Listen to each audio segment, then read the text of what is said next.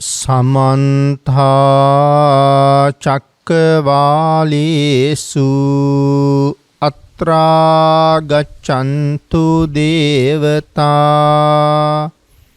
සද්ධම්මං මුනි රාජස්ස සුනන්තු සග්ග මොක්ඛදං ධම්මස්සවන කාලෝ අයං බදන්තා ධම්මස්සවන කාලෝ අයං බදන්තා ධම්මස්සවන කාලෝ අයං බදන්තා නමෝ තස්ස භගවතු අරහතු සබ්බ ධම්මේසු අප්පටිහත ඥානචාරස්ස දස බලධරස්ස චතු වේසාරජ්‍ය විසරදස්ස සබ්බ සත්තුත්තමස්ස ධම්මිස්ස රස්ස ධම්ම රාජස්ස ධම්මස්සාමිස්ස තථාගතස්ස සබ්බඤුනෝ සම්මා සම්බුද්දස්ස නමෝ තස්ස භගවතු අරහතු සබ්බ ධම්මේසු අප්පටිහත ඥානචාරස්ස දස බලධරස්ස චතු වේසාරජ්‍ය විසරදස්ස සබ්බ සත්තුත්තමස්ස ධම්මිස්ස රස්ස ධම්ම රාජස්ස ධම්මස්සාමිස්ස තථාගතස්ස සබ්බඤුනෝ සම්මා සම්බුද්දස්ස නමෝ තස්ස භගවතු අරහතු සබ්බ ධම්මේසු අප්පටිහත ඥානචාරස්ස දස බලධරස්ස චතු වේසාරජ්‍ය විසරදස්ස සබ්බ සත්තුත්තමස්ස ධම්මිස්ස රස්ස ධම්ම රාජස්ස ධම්මස්සාමිස්ස තථාගතස්ස සබ්බඤුනෝ සම්මා සම්බුද්දස්ස සද්ධර්ම ශ්‍රාවක කාරුණික ගුණගරුක බෞද්ධ පින්නතුනි, බොහෝම ශ්‍රද්ධාවෙන් යුක්තව සියලු දෙනාම සූදානම් වෙන්නේ තිලෝගුරු ශාන්තිනායක සම්මා සම්බුදුරජාණන් වහන්සේ විසින් ලෝක සත්වයන් පිළිබඳව අසීමිත දයාවෙන් කරුණාවෙන් මෛත්‍රියෙන් යුක්තව අවබෝධ කරගෙන දේශනා කොට වදාළ පරම ගම්බීර වූ ශ්‍රී සද්ධර්ම රත්නයෙන් බොහෝම පුංචි කොටසක් නමුත් මේ අවස්ථාවේ දේශනා කරවගෙන ධර්ම ගෞරවයේ පෙරදරි කරගෙන දේශනාගත ධර්මයේ ශ්‍රවණය කරන්නත් එසේ ධර්ම ශ්‍රවණය කිරීමෙන් ලැබෙන අවවාද අනුශාසනා තම තමන්ගේ ජීවිතවලට එකතු කරගෙන වඩාත් නිවැරදි මෙලව ජීවිතයක් සකස් කරගන්නත් නිවැරදි වුණ මෙලව ජීවිතයක් තුළින් සුගතිගාමී වූ පරලොව ආයිති භවයකින් සැනසෙන්නත් අවසානයේ ප්‍රාර්ථනා කරන බෝධියෙන් සැප සහිත ප්‍රතිපදාවෙන් ඊ타ම ඉක්මන් භවයක උතුම් චතුරාර්ය සත්‍ය ධර්මය අවබෝධ කරගෙන මේ සංසාරයෙන් එතර වීමේ බලාපොරොත්තු ඇතුව ඒ උතුම් බලාපොරොත්තු උතුම් ප්‍රාර්ථනා එලෙසින්ම මුදුන්පත් කර ගැනීම සඳහා උතුම් වූ ධර්ම දානානිසංසයත් ධර්ම ශ්‍රවණානිසංසයත් තම තමන්ගේ ජීවිත කාලය තුළ සිදු කරගත් අනිකුත් සියලුම පුණ්‍ය ධර්මයන්ගේ ආනුභාවයත් විශේෂයෙන් හේතු වේවා කියලා ප්‍රාර්ථනා කරමු. පින්නතුනි අද ධර්මදේශනාවේ මාතෘකාව හැටියට මම යොදා ගන්න කල්පනා කළේ අපේ බුදුරජාණන් වහන්සේ දේශනා කොට වදාළ ධම්මපද පාළියේ සඳහන් වෙන තවත් උතුම් ගාථා රත්නයක්.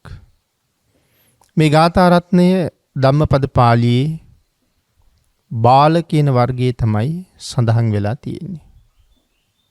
භාග්‍යතුන් වහන්සේ මේ දේශනාව සිද්ධ කරනු ලැබුවේ කප්පාසික කියන වනලැහැබේ වැඩ ඉන්න කාලේ.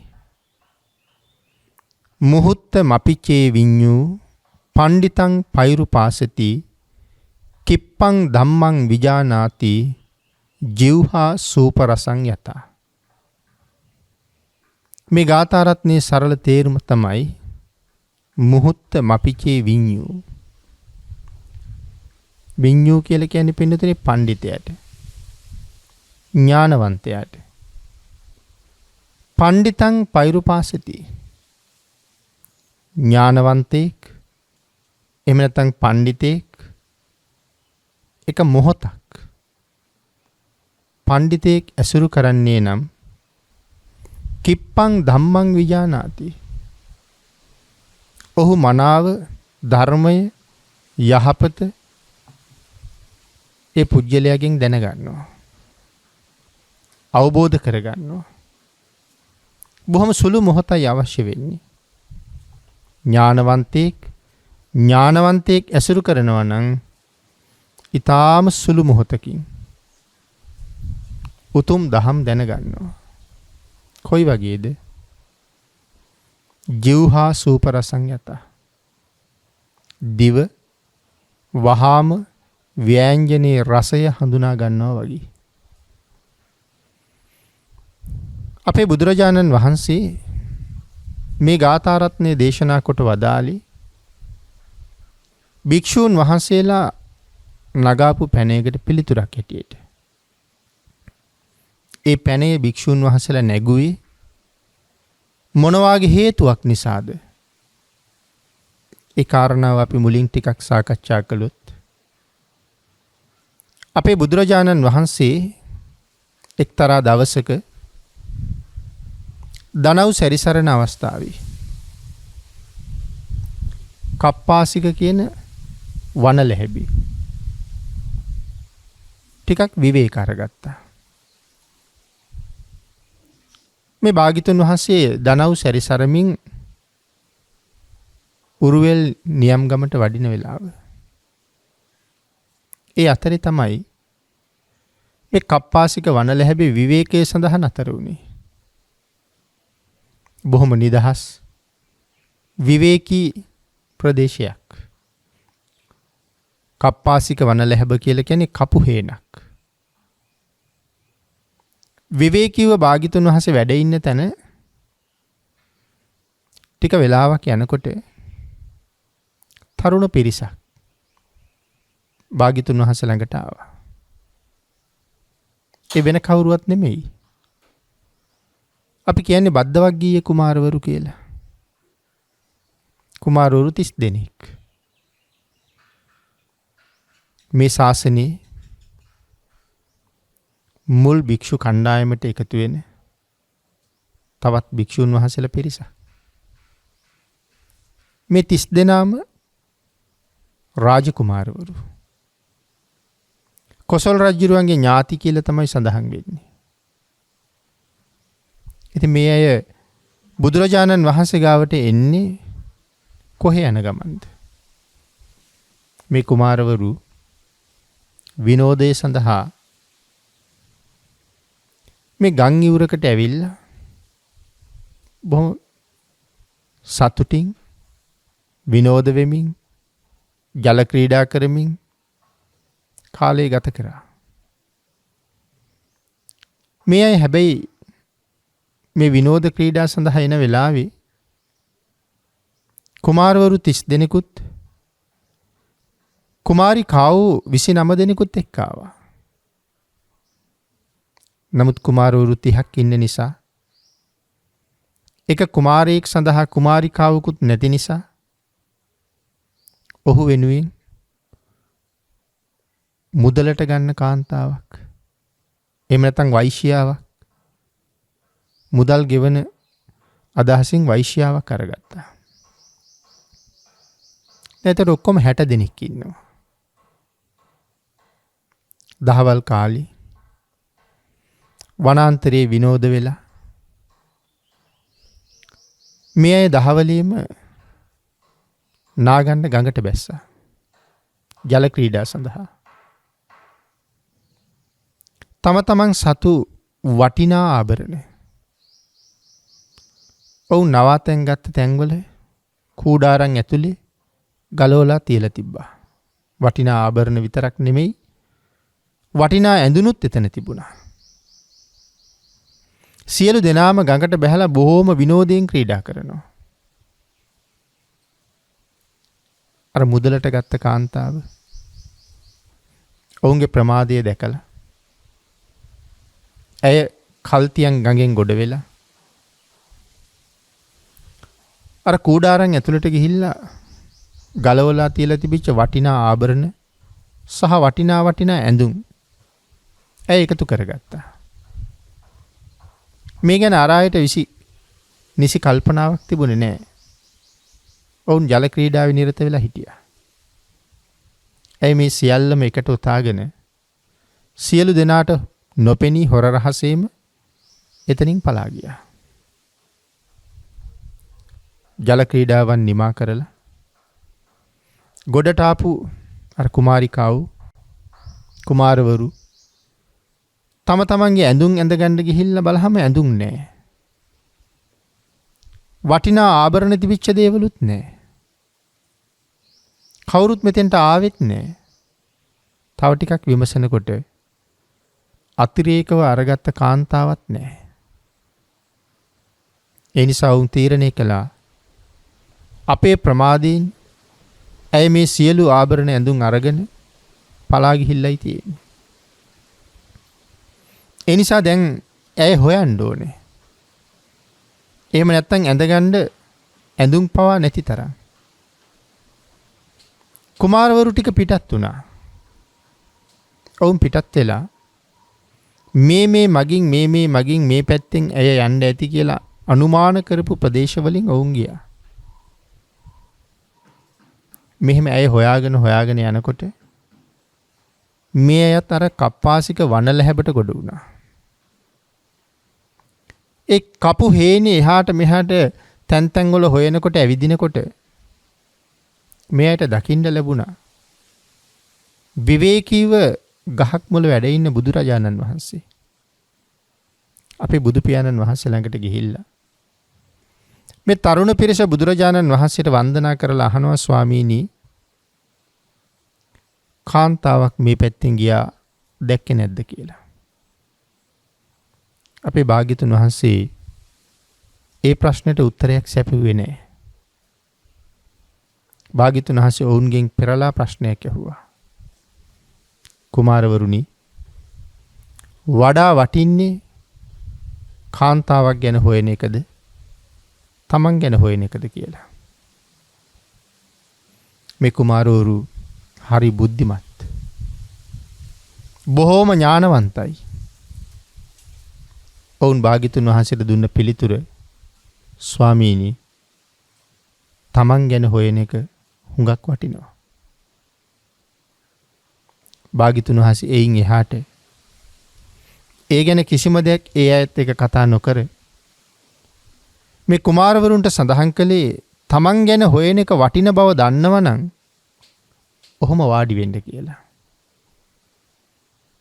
ස්වාමීනි අපි මේ වාගේ කරදරයකට පත් වෙලා ඉන්නේ. අපි එනකන් කාන්තා පිරිසක් ගම් යූරේ ඉන්නවා අඳින්න හරියට ඇඳුමක් නැතුව. ඇඳුම් ටික හොරකම් කරගෙන ගියපු කාන්තාව හොයාගෙනයි ආවේ.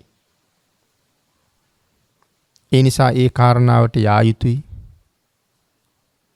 පින්නතුනි ඒ වාගේ කරුණු කතාබස් කිසිම දෙයක් මේ අය ළඟ තිබුණේ නැහැ. තමන් ගැන හොයන එක වටින බව දන්නවනම් වාඩි වෙන්න කියනකොට ආවේ මොකටද කියන කාරණාව ගැන කතා නොකර එහෙම්මම වාඩි වුණා. ඒක මහා පුදුම කීකරුකමක්නේ. හිතලා බලන්න. තමන් පිටත් වෙලා ඉන්නෙත් ලොකු ගමනක්. ඇයි අර ගම් ඉවුරට වෙලා තමන් එක්ක ආපු කාන්තාව ටික හරියට ඇඳගන්න ඇඳුමක් පැළඳුමක් නැතුව මේ අය ඇඳුම් හොයාගෙන නිකන් බලාගෙන ඉන්නවා. අනිකේ කාන්තා පිරිස එතන තනියම. පිරිමි 30 දෙනාම මෙහෙ ඇවිල්ලා. ඉතින් එතෙන්ට යන්න ඕනේ ආදී කතාවල් මේ අය ළඟ තිබුණේ නැහැ. නමුත් ඔබ මේ කාරණාව Tamanටත් ගලපගෙන ආරෝපණය කරගෙන හිතලා බලන්න. එහෙම සිදුවීමකට අපි මුණ පාලා හිටියනම් අපිත් මෙහෙම කීකරුව වාඩි වෙයිද කියලා. අපිට කියන්න කොච්චර කරුණු තියෙයිද? ඉදිරිපත් කරන්න සාධාරණ හේතු කොච්චර තියෙයිද? අර කාන්තාව ගැන හිතලා මෙතන එහෙම එකක් නැහැ. වාඩි වෙන්න කියපු සැනින් ඔවුන් වාඩි වුණා. ඒකයි මම සඳහන් කළේ ඒක මහ පුදුම කීකරුකමක් කියලා. ආන් එහෙම වාඩි වුණ මේ කුමාරවරුන්ට භාග්‍යතුන් වහන්සේ ධර්ම දේශනා කළා. ධර්ම දේශනාව අවසානයේ 30 දෙනාම අති උතුම් සෝවාන් ආර්ය මාර්ගඵලය ලබා ගත්තා. අති උතුම් සෝවාන් ආර්ය මාර්ගඵලය කියලා කියහම නිවන් දකින මාවතේ පළවෙනි මාර්ගඵලය. නිවනට යන ගමනේ මුදුන්පත් කරගන්න තියෙන අමාරුම මාර්ගඵලය. නිවන වෙනුවෙන් ගොඩ වෙන්න තියෙන පඩියේ පළවෙනි පඩිය. තරප්පුවේ පළවෙනි පඩිය. ඒට ගොඩ වෙන එක තමයි අමාරුම කාර්යය. ඇයි එහෙම සඳහන් කළේ? ඒක පින්නතේ ධර්මයේ සඳහන් කරනවානේ. මේ සිව් ඵලයෙන් මුදුන්පත් කරන්න අමාරුම ඵලයේ සෝවාන් ඵලයයි කියලා. ඊතුරු තුන් ඵලයේම ලේසි කියලා සඳහන් කරන්නේ. මීට කලිනුත් දේශනාවල් වල පැහැදිලි කරලා තියෙනවා. අපේ අග්‍ර ශ්‍රාවක සාරිපුත්තයන් වහන්සේ යම් කෙනෙක් මුණ ගැහුණාම උත්සාහ කරන්නේ බලන්නේ කෙසේ හෝ මොහු සෝවාන් තත්වයට පත් කරන්න පුළුවන්ද කියලා. ඒ කියන්නේ සතර අපායෙන් බේරගන්න පුළුවන්ද කියලා. එහෙම හැකියාවක්, එහෙම වාසනාවක් ඔහු සතුව තියෙනවා නම් මොන තරම් කෙලෙස් දූවිල්ලෙන් ඒ වාසනා ගුණේ වැහිලා ගිහිල්ලා තිබුණත් සාරිපුත්තයන් වහන්සේ උත්සාහ ගන්නවා කෙසේ හෝ ඔහු සෝවාන් තත්වයට පත් කරන්න. සඳහන් කරලා තියෙන්නේ සෝවාන් තත්වයට පත් වුණොත් ඒ ආර්ය මාර්ග ඵලයේ ලබන්නේ ඇයට පුළුවන්කම තියෙනවා නම් ඒ තත්වයට ඒ අය ගෙනෙන්න පුළුවන් වුණා නම් ඊතුරු තුන් ඵලයේම සඳහා මහමුගලන් මහරහතන් වහන්සේට ඒ අය බාර කරනවා කියලා. අමාරු කාර්ය තමන් වහන්සේ කරලා දෙවනි කාර්ය කරන්න මහමුග්ගල්ලාණන් වහන්සේට බාර කරනවා. ඒකෙන් කියන්නේ ඊතුරු තුන් ඵලයේ ලේසි කියන එකයි. එතකොට දැන් මේ සෝවාන් මාර්ගඵලයේ ලබාගත්ත මේ උතුමන් වහන්සේලා මේ සංසාර ගමනේ යටත් පිරිසෙන් තවත් ආත්ම 7ක් උපදිනවා කියන කාරණාව අපි හැමෝම දන්නවා. නමුත් සඳහන් කරනවා මේ ආත්ම 7 ඇතුළේ ආයි කවර කවුමදාකවත් උන්වහන්සේලා සතර අපායක උපදින්නේ නැහැ. සෝවාන් මාර්ගඵලයේ ලබනවත් එක්කම නිරයගාමී අකුසල් තමන් සතුව තිබුණා නම් මේ ජීවිතේ පමණක් නෙමෙයි සසර කිසියම්ම කාලයක රැස් කරපු නමුත් තාම විපාක දීලා නැති අනාගතයට නිරේට අරගෙන යන්න හේතු වෙලා තිබුණ යම් කර්මයක් තිබුණා නම් ඒ සියලුම කර්ම මේ සෝවාන් මාර්ගඵලයේ ලබනවත් එක්කම විනාශ වෙලා යනවා. ඒ කර්මයන්ට නැවත කවදාවත් මේ උතුමන් වහන්සේ නිරේට ගෙනියන්න පුළුවන් කමක් නැහැ. හැබැයි එතන ඉඳලා ඉදිරියට මෙවන් උතුමන් වහන්සේලා අතින් කවදාවත් නිරයට හේතු වෙන අකුසල කර්මයක් සිද්ධ වෙන්නේ නැහැ.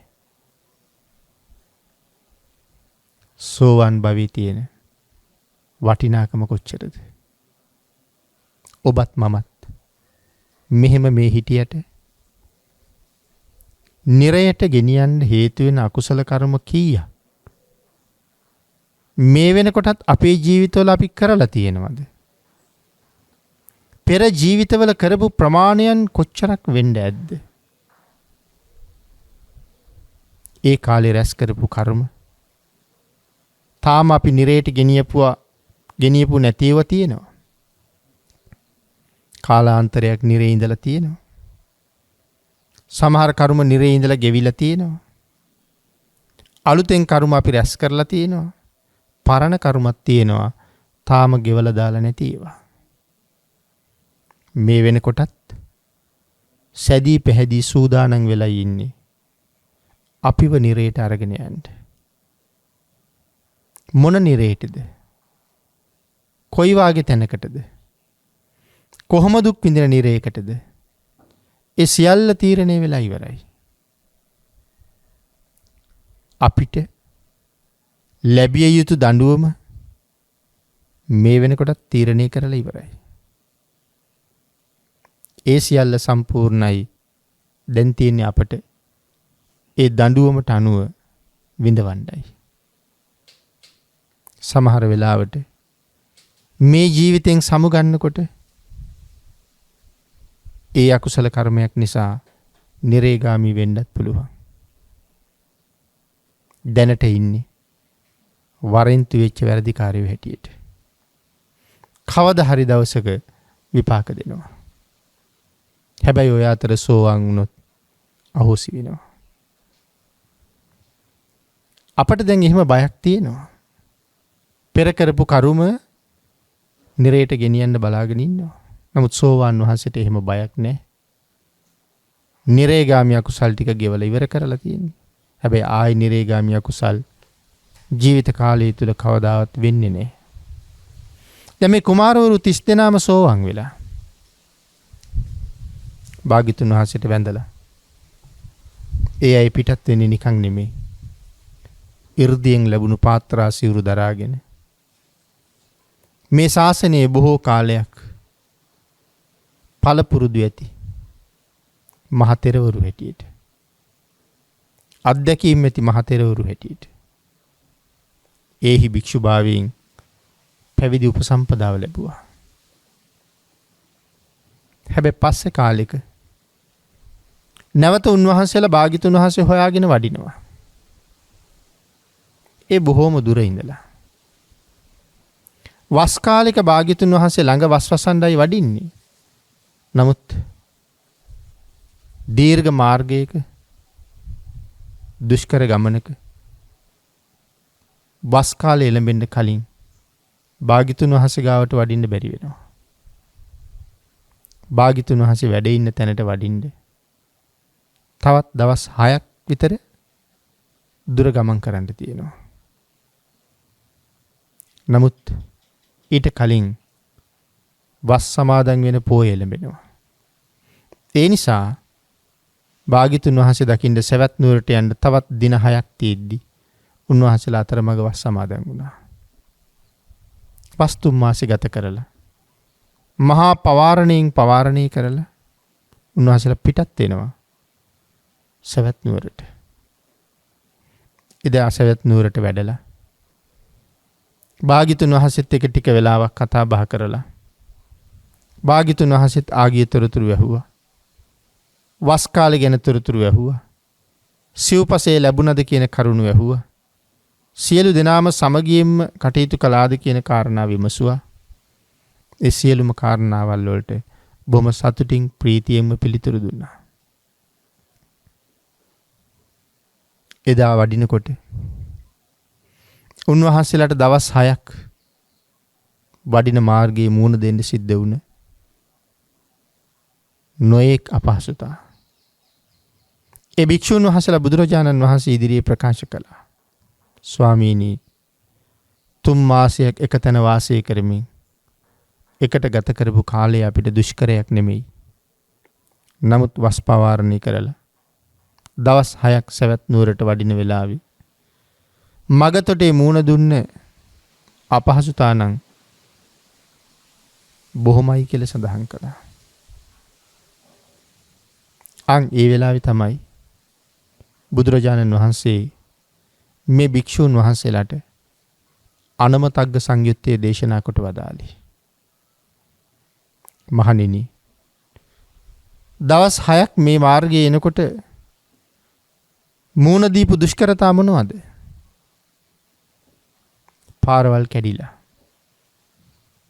වතුර පිරීලා, සමහර තැනකින් එන්න වෙන්නේ වතුර බලල් වලට බැහැලා ගොඩ වෙන්න වෙනවා. නිසීදන මාංශය දක්වා එමෙතන් ඉන ගාවට ආසන්න වෙනකන් බලවල් වල වතුර සිවුරු තෙමාගෙන බලවල් වල බැහැගෙන ආයෙ ගොඩ වෙන්න ඕනේ. ධාරානිපාත වරුසා තාමත් ඇද වැටෙනවා. දවස් 6ම සිවුරු තෙමිලා. මාරු කරගන්න වෙන වස්ත්‍රයක් නැහැ, සිවුරක් නැහැ. පාරි ගසාගෙන ආපු කොට නොඑක් කටු මාර්ගයේ හැමතැනම. යට වුණ මාර්ගයේ මඩරොල්ල තැම්පත් වෙලා කඳු වගේ තියෙන තැන් නගින්න අමාරුයි. ලිස්සනවා. ඉතින් මේ වගේ දේවල් තමයි මේ පාරේ තිබුණ අපහසුතා සහ වරුසාව. භාග්‍යතුන් වහන්සේ මතක් කරනවා. මහණෙනි, මේ සංසාරේ හරක් වෙලා ඉපදිච්ච කාලේ බෙල්ල කපාපු වාර මතකනම් කීවතාවක් හරක් වෙලා ඉපදෙන්න ඇද්ද? මේක භික්ෂුවක් හරක් වෙලා ඉපදිච්ච ආත්ම ගාන නිමක් නෑ. ඒ බව තහවුරු කරන්න දේශනා කරනවා. ඔබේ බෙල්ල කපාපු තැනින් එදා ගලාගෙන ගියපු ගවයාගේ ලේ මහා සාගර ජලයට වඩා වැඩි කියලා. මහා සාගර ජලයට වඩා වැඩියෙන් ගවයෙකුගේ ලේ එකතු වෙන්නේ ආත්ම ප්‍රකෝටි ගණන් කී වතාවක් බෙලි කැපුම් ලබන්න ඇද්ද? භාග්‍යතුන් වහන්සේ අහනවා. මහණෙනි, මේ ආපු මාර්ගයේ තියෙන දුෂ්කරතාවය එහෙම නැත්තම් බෙල්ල කපනකොට දැනුණ වේදනාවද? බෙල්ල කපනවා කියලා දැනගෙන තමන්ගේ බෙල්ල කපනතුරු කඳුළු වගුරව මරණ බයේ ගෙවාපු කාලයේද දුෂ්කර. එළුව වෙලා, ඌරෝ වෙලා, ඔටුව වෙලා බෙල්ල කපාපු වෙලාවේ ගලාගෙන ගියපු රුධිරයයි සාගර ජලයට වඩා වැඩි කියන්නේ. ඒ කියන්නේ ගවයාගේ ලේම සාගර ජලයට වඩා වැඩි. ඔටුවෙක් හැටියට හලාපු ලේ සාගර ජලයට වඩා වැඩි. එළුවෙක් බැටළුවෙක් හැටියට හලාපු ලේ සාගර ජලයට වඩා වැඩි. මේ ආදි වශයෙන් තිරිසන් අපායේ ඉපදිලා අනුන්ගෙන් බෙලි කැපුම් ලබලා ගලාගෙන ගියපු රුධිරේ ඊට අමතරව ඊතලෙන් විදලා පිහියෙන් ඇනලා කඩුවෙන් කපලා මේ නොයේක් වද බන්ධන වලට ලක් කරපු අවස්ථා මොන තරම් දුකක් තිරිසන් සතෙක් මරණයට පත් වෙන්න විදිනවද?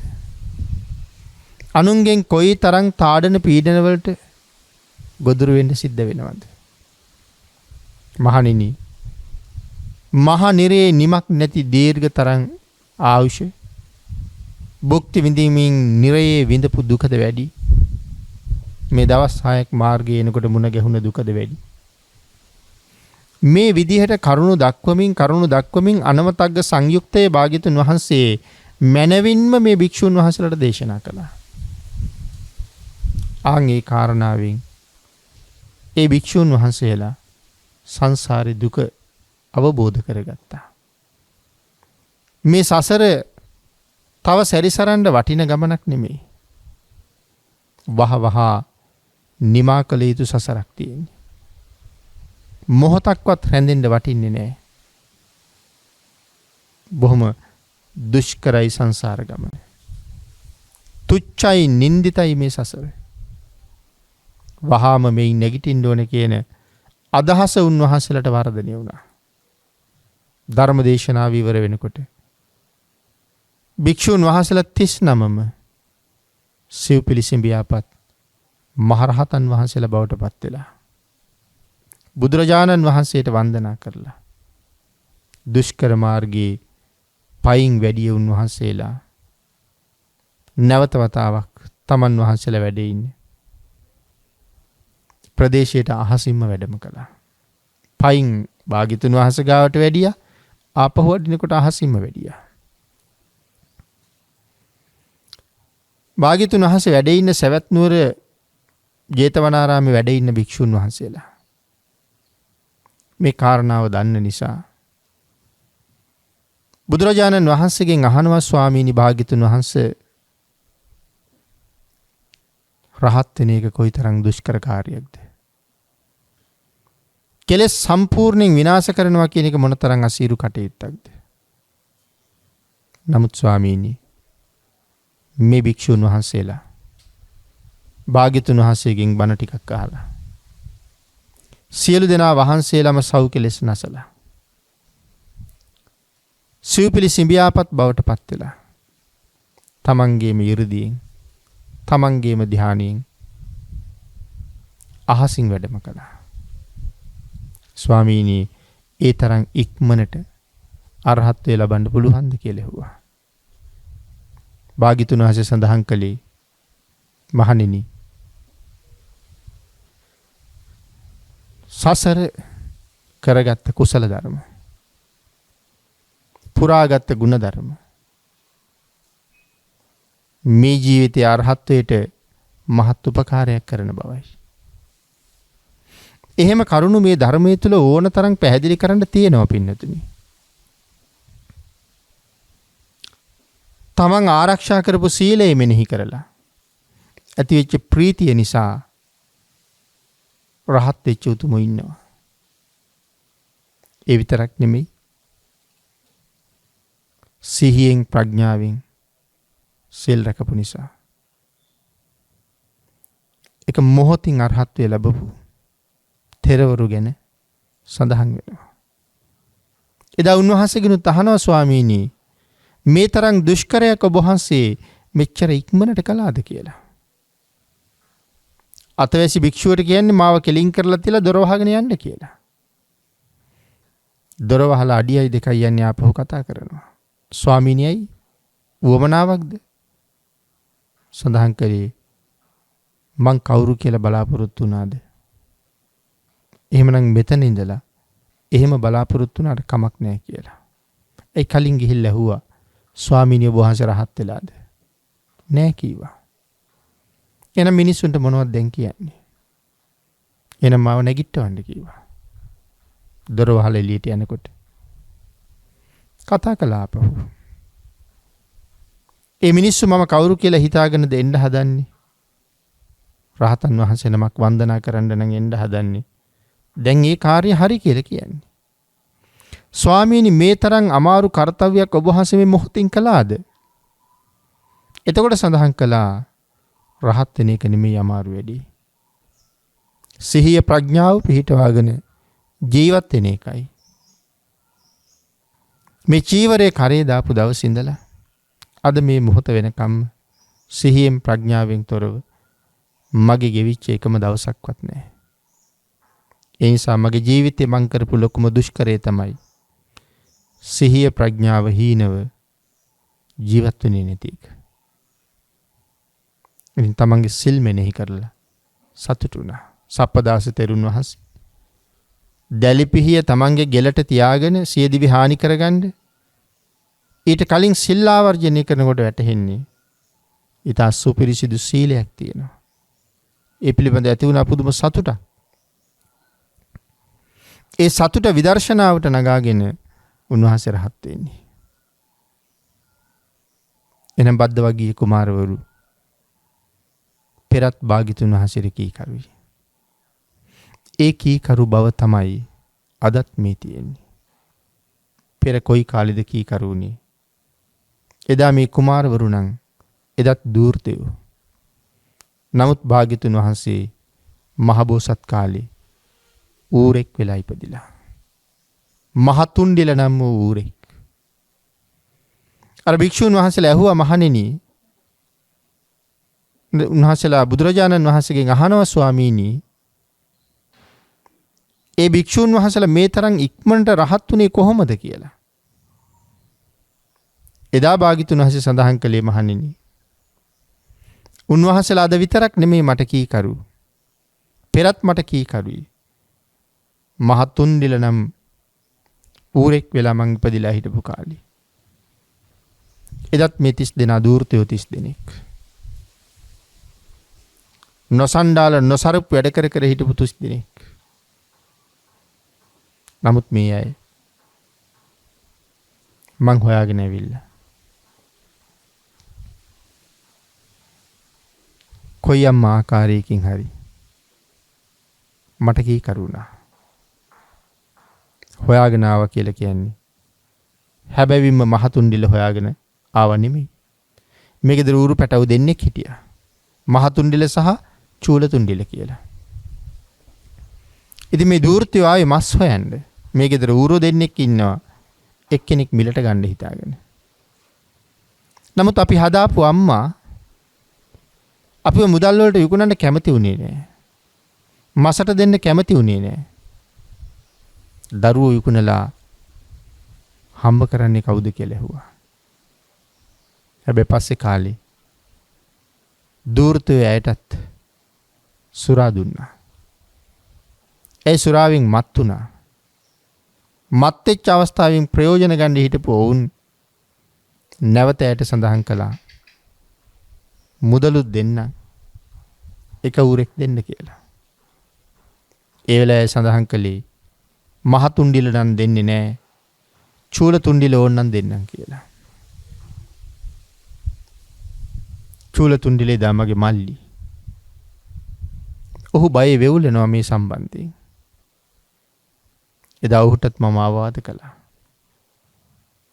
බය නැතුව ඉන්න මග කියලා දුන්නා.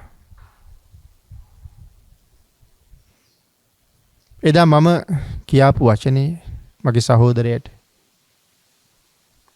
මුළු බරණැස් නුවරට මෙහිලා. බරණැස් රජුත් රාජපුරුෂයොත් මාව හොයාගෙන ආවා. එදා ඌරෙක් හැටියට මං ඔවුන්ට කරපු ධර්ම දේශනාව අහලා මේ දූර්තයන්ගේ වෙරි හිඳුණා. ඔවුනුත් බොම කීකරු ඇවිල්ලා වාඩි වුණා. රජු දැක්කහමත් ඔවුන්ගේ වෙරි හිඳුණා. ආන් එදා ඇති වුණ කීකරුකම තමයි මොවුන් තුළ මේ අදත් තියෙන්නේ. බාණ්ඩ භාග්‍යතුන් වහන්සේට කීකරු වෙනවා කියන කාරණාව කොයිතරම් වටිනවද? කීකරු ශ්‍රාවක. කීකරු ශ්‍රාවකයෙක් බවට පත් වෙන්න ලේසි නෑනේ පින්නතුනි. ශිෂ්‍ය භාවෝපගමණයෙන් සරණ යනවා කියලා කියන්නේ. ස්වාමීනි භාග්‍යතුන් වහන්සේ මං අද මෙතෙන් පටන් භාග්‍යතුන් වහන්සේගේ ශ්‍රාවකයා වෙනවා කියන කාරණාවයි කියන්නේ. ඒ ශ්‍රාවකයා ශිෂ්‍යයා කියලා කියන්නේ ගුරුවරයාට උපරිමයෙන් ගරු කරන කෙනෙක්නේ. හැම ශිෂ්‍යයාම ගුරුවරයාට ගරු කරන්නේ. නමුත් ගුරුවරයාට ගරු කරන ශිෂ්‍යයාට තමයි ගුරුවරයාගෙන් ලෙන්ගතුකමක් ලැබෙන්නේ. දයාවක් සෙනෙහසක් ලැබෙන්නේ. මොකද කීකරු ශිෂ්‍යයෙක්. භාග්‍යතුන් වහන්සේත් කීකරු ශිෂ්‍යයන්ට මනා පිහිටක් ලබලා දෙනවා. මොකද භාග්‍යතුන් වහන්සේට කීකරු වීමම තමන්ට රැකවරණයක්. ඒකයි සඳහන් කළේ. ඉතින් මේ තමයි කීකරුකම ඇති වුණ තැන. එදා වාඩි වෙලා ඌරුමුවින් දේශනා කරපු ධර්මයේ අහපු අය ඒ කීකරුකම නිසාමයි කාන්තාවන් හොයනවට වඩා තමන් හොයන බව හොඳයි කියලා දන්නවා නම් ඔතන වාඩි වෙන්න කියනකොට නැවත එකදු වචනයක්වත් කතා නොකර වාඩි වුණේ ඒ නිසයි. මේ ආදි වශයෙන් අතීත කාරණාව භාග්‍යතුන් වහන්සේ විශේෂයෙන් භික්ෂුන් වහන්සේලාට දේශනා කොට වදාළා. ඒ භික්ෂුන් වහන්සේලා මේ කාරණාව දැනගෙන බොහොම සතුටටපත් වුණා. භාග්‍යතුන් වහන්සේට ලං වෙන එක ජීවිතේ මොන රැකවරණයක්ද කියලා උන්වහන්සේලා තේරුම් ගත්තා.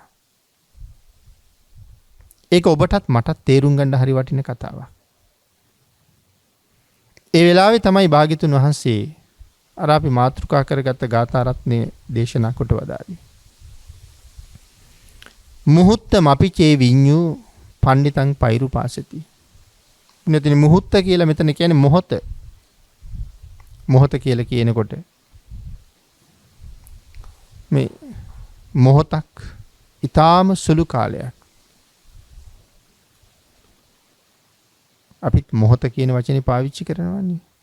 මේ මොහොතක් කියලා කියන්නේ ඊටාම සුළු කාලයක්. එනම් මුහුත්ත මපිචේ විඤ්ඤු සඳහන් කළේ විඤ්ඤු කියලා කියන්නේ ඥානවන්තයාට, පඬිතයාට. පඬිතෙක් එක මොහොතක් පඬිතං පෛරුපාසති තවත් පඬිතෙක් භජනය කරනවා නම් ඔහු වහවහ අන් පඬිවරයා සතු වටිනා ගුණ ධර්ම තේරුම් අරගන්නවා. දහම ඔහුගෙන් අහලා මනාව දැනගන්නවා.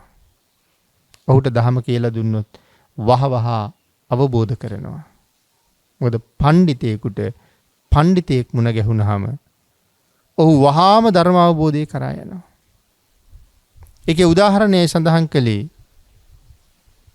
ව්‍යංජනයේ රස දිව වහාම හඳුන ගන්නවා වගේ පඬිතයා පඬිත ඇසුරෙන් යහපතක්ම ලබනවා. අපේ භාග්‍යතුන් වහන්සේ මේ කාරණාව මනාව පැහැදිලි කරමින් භික්ෂුන් වහන්සේලාට ධර්ම දේශනා කළා.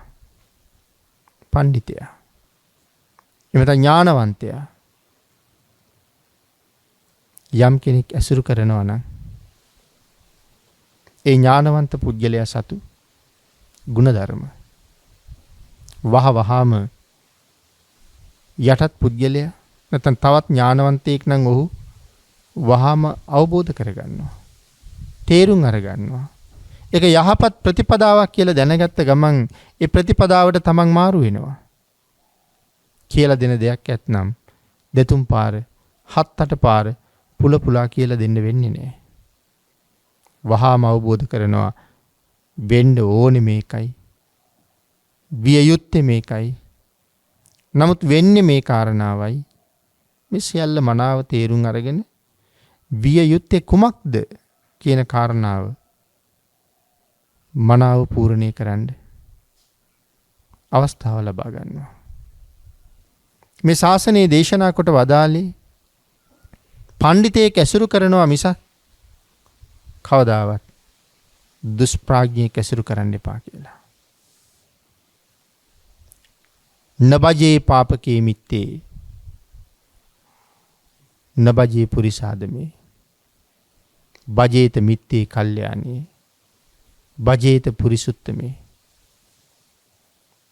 භජනය කරනවා නම් එනතන් ඇසුරු කරනවා නම් හැම වෙලාවෙම කල්යාණ මිත්‍රයෙක්මයි.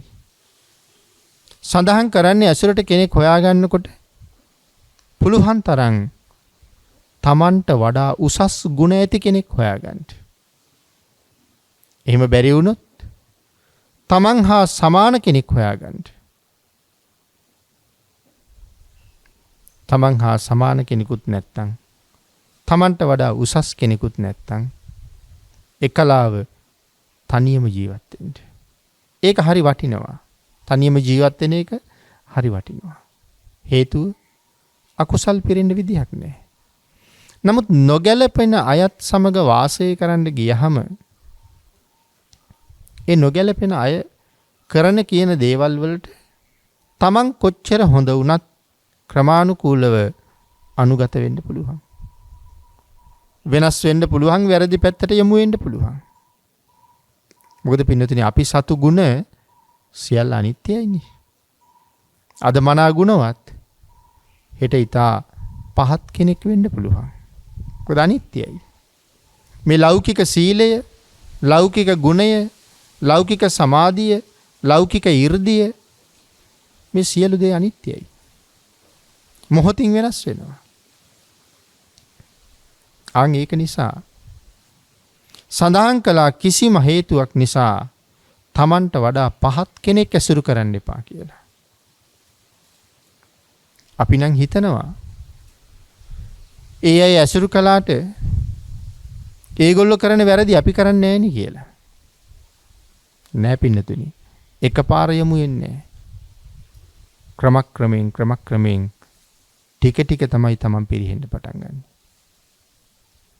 ඒක සර්වඥතා ඥාණයෙන් දැනගෙන තමයි මෙහෙම දේශනා කරලා තියෙන්නේ. ඔබ හිතලා බලන්නකෝ. ඔබ ඇසුරු කරන සමාජයේ කී දෙනෙක් පහත් මිතුරන්ගේ ඇසුරට ගිහිල්ලා විනාශ වුණාද කියලා. බොහොම උසස් තැනක හිටපු අය, හොඳ ගතිගුණ වල හිටපු අය කොච්චර විනාශ වුණාද කියලා. ඉතින් භාග්‍යතුන් වහන්සේ ඒ ටික මේ පෙන්නලා තියෙනවනේ. ආන් ඒක නිසා දේශනා කළා මොනම හේතුවක් නිසාවත් තමන්ට වඩා ගුණයෙන් අඩු කෙනෙක්, හීන කෙනෙක් ඇසුරට ගන්න එපා. තමන්ට වඩා ගුණවත් හෝ සමාන කෙනෙක් නැත්තම් හුදකලාවේ ජීවත් වෙන්න කියලා. ඒක පැහැදිලි කරන්න කරුණු කාරණා මේ ධර්මයේ බොහෝම දක්වන්න පුළුවන්. සමහර වෙලාවට අපි වුන්ට කතා කරන්නේ අපේ වැඩක් කරව ගන්න. ඉතින් භාග්‍යතුන් වහන්සේ නම් ඒකට එච්චර කැමති නෑ. මොකද වැඩ කරන්න ආවත් ඇසුරු කරන්න වෙනවා. අනුකම්පාව සඳහා විතරක් ඇසුරු කරන්න ඉඩ දීලා තියෙනවා. එහෙම නැත්නම් පාප මිත්‍රය ඇසුරු කරන්න ඉඩ දෙන්නේ නෑ. මොකද පාප මිත්‍රය අනිවාර්යෙන් නිවනට බාධාවක්. සතර අපායට දොරක්, නිවනට නිවන් මඟ අහුරන දොරක්. සතර අපායේ දොර අරිනවා, නිවන් මඟ අහුරනවා. අන් ඒක නිසා ඇසුරට කෙනෙක් තෝරගන්නකොට නම් මේ කාරණාව වරක් දෙවරක් නොවේ. 100 වර බැගින් හිතලා හරි ගත යුතු තීරණයක්. ඉන්නතුනේ විවාහයත් එහෙමයි. එතනත් තියෙන සමීප ඇසුරක්නේ. ඒ නිසා ඒ පිළිබඳවත් භාග්‍යතුන් වහන්සේ කරුණු වෙනම දේශනා කරලා තියෙනවා. අපි බුදුරජාණන් වහන්සේට තාම ඒ තරම්ම කීකරු නැති නිසා මේ බුද්ධ වචන අපට ලොකුවට දැනෙන්නේ නැහැ. ඒ නිසායි අපි ඒකට ඒ තරම් නොසලකන්නේ. නමුත් භාග්‍යතුන් වහන්සේ අපි වෙනුවෙන් කොයිතරම් කැපකිරීම කරලාද? අපි වෙනුවෙන් කොයිතරම් මහන්සි වෙලාද? අපි වෙනුවෙන් කොච්චර දුක් විඳලාද? භාග්‍යතුන් වහන්සේ මේ මඟ අපිට කියලා දෙන්නේ. සතර අපායෙන් මිදෙන්නමයි කියලා දෙන්නේ. ආන් ඒක නිසා පැහැදිලි කළා. මහණෙනි, මේ සසරින් මිදෙන්න නම් කල්යාණ මිත්‍රයන්ගේ සරණමයි. කල්යාණ මිත්‍රයන්ගේ පිහිටමයි. මේ ශාසනයෙන් අඩක් නෙමේ. මුළු ශාසනයම කල්යාණ මිත්‍රයා මතයි පවතින්නේ. ආනන්දයන් වහන්සේ වරක් ඇහුවනේ, ස්වාමීනි මේ ශාසනයේ හරි අඩක් කල්යාණ මිත්‍රයෝ නිසා නේද පවතින්නේ කියලා. එහෙම කියන්න එපා ආනන්ද, එහෙම කියන්න එපා කියලා සඳහන් කළේ. ශාසනයෙන් අඩක් නෙමෙයි ආනන්ද, මුළු ශාසනයම පවතින්නේ කල්යාණ මිත්‍රයන් මතයි කියලා දේශනා කළේ. ආන් ඒක නිසා කල්යාණ මිත්‍රයාගේ ඇසුර මොනතරම්නම් ශ්‍රේෂ්ඨද? යම් කෙනෙක් ඒ වාගේ සත්පුරුෂයෙක් ඇසුරු කරනවා නම්, සත්පුරුෂයන් එක්ක නිතර කටයුතු කරනවා නම්, ඔවුන් සතු වටිනා ගුණධර්ම මොහොතින් අවබෝධ කරනවා කියලා කියන්නේ. මොහොතින් තේරුම් අරගන්නවා. ජීවිතයට එකතු කරගන්නවා. තමන් තුළ තිබුණ වැරදි දුර්මත ප්‍රකාශ ඉවත් කරගන්නවා. ඒ කවුද? පණ්ඩිතයෙක් ඇසුරු කළොත්. අනික ඒ ඇසුරු කිරීම තුළ ඔවුනොවුන් සතු ධර්මාවබෝධය, ඥානය සියල්ල ඔවුනොවුන්ට බෙදාගන්නත් පුළුවන්කම තියෙනවා. ඒතර හැමෝම ධර්මයෙන් තව තව පෝසත් වෙනවා. ඒ නිසා බුදුරජාණන් වහන්සේ අපිට අවවාද කරනවා. මහණෙනි, මේ භික්ෂූන් වහන්සේලා අදානම තග්ග සංයුත්තේ අහලා රහත් උනේ අදම කරපු වීරියක ප්‍රතිඵල නිසා නෙමෙයි. සසරේ බොහෝ කාලයක් භාග්‍යතුන් වහන්සේට කීකරු පිරිසක් වෙච්ච නිසා කියලා. එමනම් ඔබට මට කියන පණිවිඩය වහවහාම අදම දැන් භාග්‍යතුන් වහන්සේට ළඟා වෙන්න. භාග්‍යතුන් වහන්සේ වෙතට ළඟා වෙන්න. භාග්‍යතුන් වහන්සේගේ කීකරු ශ්‍රාවකෙක් බවට පත් වෙන්න. බුදුරජාණන් වහන්සේ යමක් කරන්න එපා කීවනම් හැම වෙලාවෙම මේකෙන් වළකින්න උත්සාහ කරන්න. ඒ සඳහා වීරිය වඩන්න. භාග්‍යතුන් වහන්සේ යමක් අනුමත කළා නම් ඒ කාරණාව වෙනුවෙන්ත් වහවහ යොමු වෙන්න. එපා කීවේ යමක්ද? මුලින්ම සඳහන් කළා සිල්පද පහක්. මේ සිල්පද පහ කවුරුවත් උල්ලංඝනය කරන්න එපා කියලා. භාග්‍යතුන් වහන්සේට කීකරු නම් අපිට කවදාවත් මధుරයකටවත් ගහන්න හිතෙන්නේ නැහැ. භාග්‍යතුන් වහන්සේට කීකරු නම් අන්සතු වස්තුව හොරා ගන්න හිතෙන්නේ නැහැ. භාග්‍යතුන් වහන්සේට කීකරු නම් වැරදි කාම සේවනයේට යන්න වෙන්නේ නැහැ. මෙන්න මේ ආදි වශයෙන් භාග්‍යතුන් වහන්සේට මනා කීකරු පුද්ගලයා කොහොමද බුදුරජාණන් වහන්සේට පිටුපාන්නේ? නමුත් මම මුලින්ම සඳහන් කළා අපේ කීකරු බව පිළිබඳව ආපහු හිතන්න ඕනේ කියලා. මම ඒකයි සඳහන් කරන්නේ. කීකරුකම කෙසේද? මේ ලෝකේ අපි මේ වෙනකන් වැරදි කරලා තියෙනවා නම් යම් කෙනෙකුට වැඩියෙන්ම පින්නතිනි අපි වැඩියෙන්ම වැරදි කරලා තියෙන භාග්‍යතුන් වහන්සේට. ඔබ හිතලා බලන්න පිළිගන්නවද කියලා? භාග්‍යතුන් වහන්සේට වැරදි කළා විතරක් නෙමෙයි අපිට ලැජ්ජත් නැහැ. මං කිව්වේ භාග්‍යතුන් වහන්සේටයි වැඩියෙන්ම වැරදි කළේ කියලා. උදේ ඉඳලා රෑ වෙනකොට බුදුරජාණන් වහන්සේ එපා කියපු දේවල් කීයක් අපි කරලාද කියලා හිතලා බලන්න. භාග්‍යතුන් වහන්සේ අනුමත නොකරන කීයක් වැඩ උදේ ඉඳලා රෑ වෙනකොට අපි කරලා තියෙනවද? කීකරුයි නම් එපා කියපු එකට කන් දෙන්නේ නැද්ද? එහෙනම් අකීකරු බව නෙමෙයි දී තියෙන්නේ. දේශනා කළේ දිවි හිමියෙන් මේ පන්සල් රැකගන්න මේ විශ්වයේ මේ සීලයෙන් තොරව කාටවත් සුදුසුකම් නැහැ කියලා. නැත්නම් මේ සීලයෙන් තොරව වසන ජීවිත නිරේටම කැප වෙච්චා. ඔවුන්ට සුගතියට වරම් නැහැ. දුගතියටමයි යන්න වෙන්නේ. ඒ නිසා මේ උතුම් පන්සිල් මනාව ආරක්ෂා කරන්න කියලානේ භාග්‍යතුන් වහන්සේ දේශනා කළේ. දැන් ඔබ හිතලා බලන්න.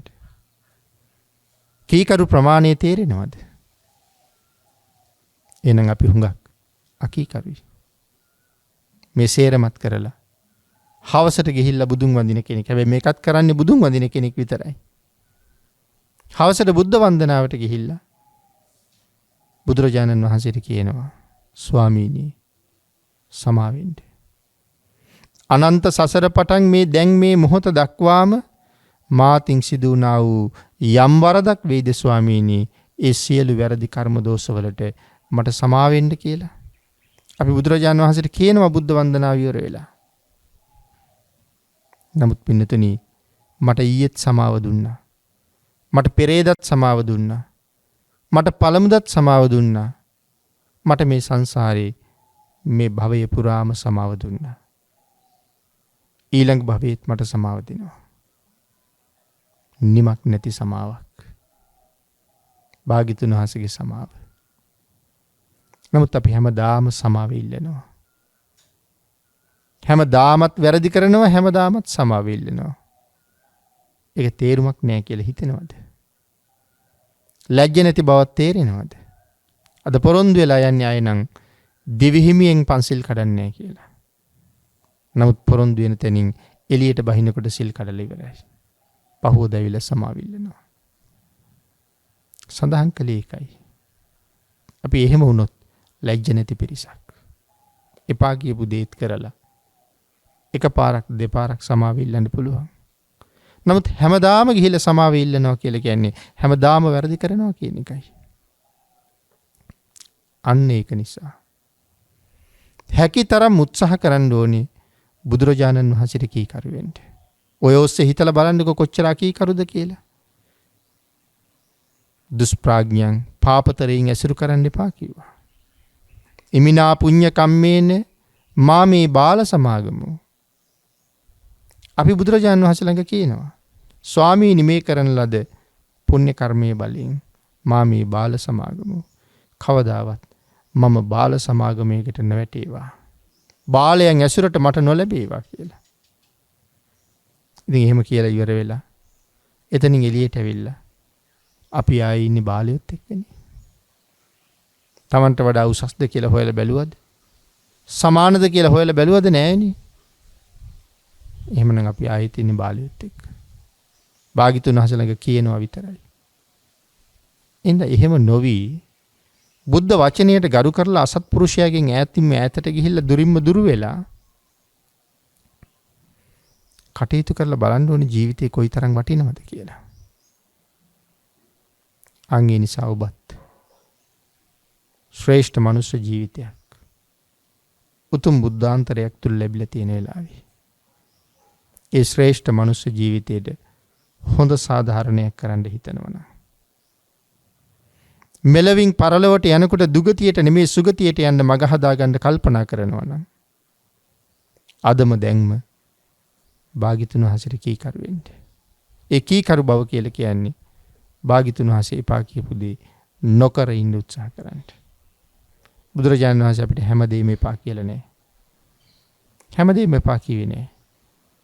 නීති රීති යොදලා ශ්‍රාවකයා බැඳලා තියලා හිර කරන ක්‍රමයක් බුද්ධ ආගමේ නෑ. මුල් 20 අවුරුද්දම භික්ෂූන් වහන්සේලාට විනය ශික්ෂාපද පනවලා තිබුණේ නෑනේ. නොඑක් වර ඉල්ලීම් කළානි ශික්ෂාපද පනවන්න කියලා. නමුත් දේශනා කළේ එහෙම ශික්ෂාපදයක් පනවන්න තරම් වරදක් කවුරුවත් තාම කරලා නැත්තම් මොකටද මේ ශික්ෂාපදේ පනවන්නේ කියලා. නමුත් එවන් වැරදි කෙරෙන්න පටන් ගත්තාම වරදට ගැලපෙන්නයි ශික්ෂාපද පනවලා තියෙන්නේ. අනේ නිසා පින්නතුනි මොනතරම් කාරුණිකද, කොයිතරම් ශ්‍රේෂ්ඨද, කොයිතරම් පරහිතකාමීද මේ හැම සිල් පදයක්ම දේශනා කළේ ඔබට මට තියෙන අනුකම්පාව හින්දා. නැත්නම් මේවා දේශනා නොකර ඉන්න තිබුණානේ. අපිට අනුකම්පාව හින්දා දේශනා කළේ මේ වරද කරගන්න එපා. මේක කළොත් මේකයි සසර වෙන්නේ. ඉතින් භාග්‍යතුන් වහන්සේ මග කියලා දෙන කෙනෙක් විතරයි. අක්කාතාරෝ තථාගතෝ මග කියලා දෙනවා. නමුත් භාග්‍යතුන් වහන්සේට ඔසවලා ගෙනහිලා දාන්න පුළුවන් කමක් නැහැ නිවනට. එහෙනම් නිවැරදි මාර්ගෝපදේශනයක් අපට ලැබිලා තියෙන වෙලාවේ එයින් ප්‍රයෝජන අරගෙන වහවහ සංසාර ගමන කෙරවල කරන්න. භාග්‍යතුන් වහන්සේට කීකරු වෙන්න. සතර අපායට පිටුපාන්න භාග්‍යතුන් වහන්සේට කීකරු වෙන්න. එවන් වූ ශ්‍රේෂ්ඨ ජීවිතයක් පෝෂණය කරගන්න ලැබිලා තියෙන මේ උතුම් බුද්ධාන්තරය තුල කටයුතු කරන්න රත්නත්‍රී ආශිර්වාදයෙන් ශක්තිය, ධෛර්යය, වාග්ය, වාසනාව උදා වේවා කියලා ආශිර්වාද කරනවා. පින්නතුනි අද මේ උතුම් ධර්ම දේශනාවේ දායකත්වයේ දරනු ලබන්නේ කොළඹ පදිංචි පින්වත් පිරිසක් විසින්. උතුම් අරමුණ මීට වසර 3කට පෙර පරලෝසපත් වුණ HLS වික්‍රමසිංහ පියාණන් ඇතුළු මියගිය සියලුම සංසාරගත ඥාති හිත මිත්‍රාදීන්ට මේ උතුම් ධර්ම දාණයෙන් ජනිත වන්නා වූ මහා කුසල සම්භාරය අනුමෝදන් වී සසර දුක් කෙලවර කර උතුම් අමා මහ නිවනින් සැනසීම සඳහා මේ කුසල් හේතු වේවා. සියලුම බ්‍රහ්ම රාජවරුන්ටත් ආර්ය වූ දිව්‍ය රාජවරුන්ටත් සුජීවත්ව සිටින සියලු දෙනාටමත් ධර්ම ශ්‍රවණය කළ ලක්වැසි ලෝවැසි සියලු දෙනාටමත් හැකි ඉක්මන් භවයකදී සැප සහිත ප්‍රතිපදාවෙන් අමා මහ නිවනින් සැනසෙන්න මේ කුසල් හේතු වේවා.